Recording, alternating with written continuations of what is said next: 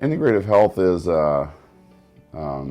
it's a concept which has been around for a long time, but in our modern healthcare culture is long overdue, I think.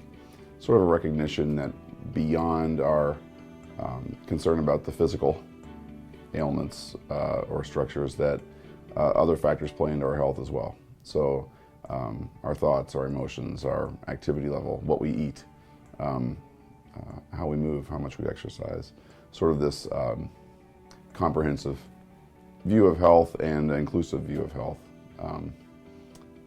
So that it's not enough just to say, okay, well, you have this symptom here, take this pill and it's all going to be better. We have to pay attention to the bigger picture of what's going on with the person in his or her life. When people show up, for the most part, at least in my world, they're in pain or they're having some problem. And if I'm addressing the problem from a very simplistic viewpoint, I may miss the underlying root cause of the problem, and therefore I can temporarily solve, a symptom or a bit of pain or a particular issue, but maybe that then will show up somewhere else as a bigger problem, or maybe it becomes more chronic. And I think in the world of orthopedics where I live, a lot of things are very straightforward. Somebody falls down, they hurt something, we nurse them through it, they get better, life goes on. But with a lot of more chronic conditions, with arthritis, with pain, with certain types of wounds, with certain types of infection risk, things like this, it's really important to look at the bigger picture, because there may be other components playing in other than what's right here in front of our eyes. So someone comes and sees me because they have this chronic knee pain, for instance, something I see a lot of.